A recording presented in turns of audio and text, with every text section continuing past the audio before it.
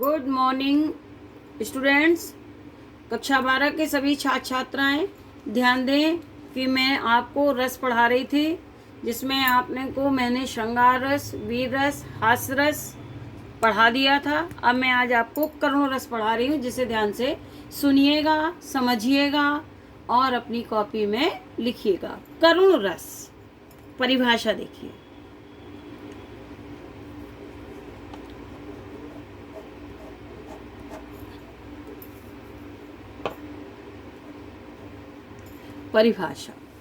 परिभाषा है बंधु विनाश, बंधु वियोग, द्रव्य नाश और प्रेमी के सदैव के लिए बिछुड़ जाने से जो शोक का भाव उत्पन्न होता है, यही शोक नामक स्थायी भाव, विभाव, अनुभाव और संचारी भाव के संयोग से करुण रस दशा को प्राप्त होता है, तो करुण रस कहलाता है।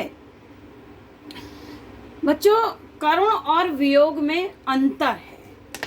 वियोग में भी बिछुड़ना होता है और करुण में भी, पर वियोग में तो मिलने की संभावना बनी रहती है, परंतु करुण में मिलने की संभावना नहीं रहती। इसलिए लिखा सदैव के लिए बिछुड़ जाने से जो शोक का उत्पन्न होता है, तो जब यही शोक स्थायी भाव, विभाव, अनुभाव और संचारी भाव के संयोग से करुण रस दशा को प्राप्त होता है, तो करुण रस कहलाता है। बच्चे कुछ गलती कर देते हैं कि वो वियोग श्रृंगार के उदाहरण को करुण रस में लिख देते हैं और लिख देते हैं हे खग मृग, हे मधुकर श्रेणी, तुम देखी सीता मगमैनी। या सीता जी को रावण चुरा ले गया था, तो मिलने की संभावना थी, वो हमेशा के लिए नहीं बिछुड़ी थी, लेकिन करुण में हमेशा के लिए बिछुड़ते हैं। उदाहरण देखिए करुण का, मैंने आपको फर्स्ट ईयर में भी लिखाया था। मणि खोए भुजंग सी जननी, फनसा पटक रही थी शीस, अंधी आज बनाकर मुझको क्या न्याय किया तूने जगदीश। श्रवण के माता एक मणि खोए हुए सर्प के समान अपने सिर को पटक रही थी और भगवान से कह रही थी कि आज तूने अंधी बनाकर क्या मेरे संग न्याय किया है, क्योंकि उसका जो एकमात्र सहारा था, उसका पुत्र, उसकी दशरथ के शब्दवेदी वाण से मृत्यु हो गई थी। स्पष्टीकरण देखें। स्थायी भाव, स्थायी भाव क्या है? शोक। स्थायी भाव क्या है? शोक, क्योंकि करुण का स्थायी भाव शोक होता है। विभाव में आलम्बन विभाव। आलम्बन विभाव कौन है? आलम्बन कौन है? रस को उत्पन्न होने का कारण कौन है? श्रवण कुमार। तो आलम्बन कौन है? श्रवण कुमार। आश्रय, आश्रय किसके अंदर स्थायी भाव जागृत हो रहा? उत्तर आया श्रवण के माता पिता। ठीक है। अब दूसरा देखिए, विषय, किस विषय के कारण स्थायी भाव? तो श्रवण का मृतक शरीर उनके सामने है, मृत्यु का समाचार मिला, मृतक शरीर है, इसीलिए उनको अंदर जो है विषय वो वही है। उद्दीपन, राजा दशरथ की उपस्थिति। आप श्रवण के मृतक के शरीर की जगह ये भी लिख सकते हैं, राजा श्रवण के की मृत्यु की सूचना, ये भी लिख सकती है। ठीक है। दूसरा है उद्दीपन, राजा दशरथ की उपस्थिति एवं श्रवण कुमार की स्मृतियां। अनुभाव देखिए, अनुभाव क्या है? आश्रय की चेष्टाएं। तो श्रवण के माता पिता का विलाप करना और शीश पटकना आदि। इस संचारी भाव है विषाद, दैन, स्मृति और जड़ता। ये तो हुआ बच्चों एक उदाहरण। अब एक उदाहरण होता तो किसी को नहीं याद होता, तो किसी को दूसरा उदाहरण याद होता, क्योंकि हाई स्कूल में भी आपने पढ़ा था और किसी फर्स्ट ईयर में किसी दूसरे ने भी और भी लिखे हो, तो बहुत ही अच्छी बात है। दूसरा उदाहरण भी मैं आपको दे रही हूँ। अभी तो मुकुट बंधा था मात, हुए कल ही हल्दी के हाथ, खुले भी न थे लाज के बोल, खिले थे चुंबन शून्य कपोल, हाय रुक गया यही संसार, बना सिंदूर अनल अंगार, पड़ी है छिन्ना तार। इसमें बेटा उस समय का वर्णन है जब चक्रव्यूह की रचना हुई थी और चक्रव्यूह के वेदन में श्रवण की मृत्यु हो गई थी क्योंकि उसे निकलना नहीं आता था।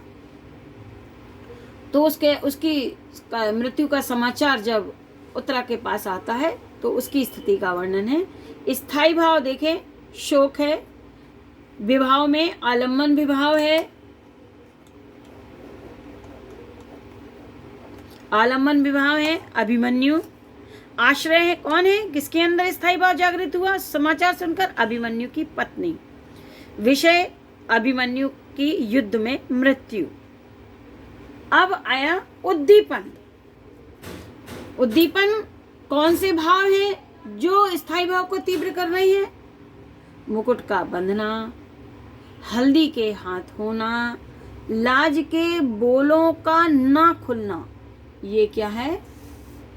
ये उद्दीपन विवाह है। मुकुट का बंधना, हल्दी के हाथ होना, लाज के बोलों का ना खुलना, ये उद्दीपन विवाह है।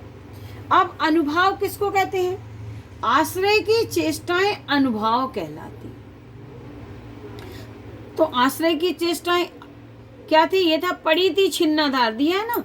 तो वायु से आहत लतिका के समान नायिका अर्थात अभिमन्यु की पत्नी का बेसहारे पड़े होना, ये अनुभाव। संचारी भाव विषाद, दैन्य, स्मृति और जड़ता। बच्चों मैंने आपको 2 उदाहरण दिए हैं। दोनों उदाहरणों को आप अपनी कॉपी में ठीक प्रकार से लिखेंगे, उनको याद करेंगे, उनका स्पष्टीकरण समझेंगे। जब आप परिभाषा, उदाहरण और स्पष्टीकरण ये सारी चीजें लिखेंगे तो आपको जो आपका एग्जामिनर होगा वो 2 नंबर आते हैं रस के, वो पूरे देगा। तो जो भी रस आपको पढ़ाते जाए तो ये 2 नंबर, 2-2 नंबर, 1-1 नंबर रिजल्ट में बहुत महत्वपूर्ण होते हैं। तो इन 2 नंबरों पर विशेष ध्यान देते हुए दोनों रसों को कॉपी में लिखें और उसको लिख के याद भी करें, उसका उदाहरण भी याद करें, उसका स्पष्टीकरण भी याद करें।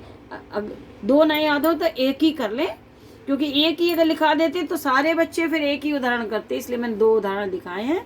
और उसको कॉपी में करके आप अपने कार्य को करते जाइए, याद करते जाइए। आपसे विनम्र निवेदन है, आगे मैं आपको शांत रस कल पढ़ाऊंगी, जिसे आप कल पढ़िएगा। आज मैं यहीं पर अपनी वाणी को विराम देती हूँ। धन्यवाद।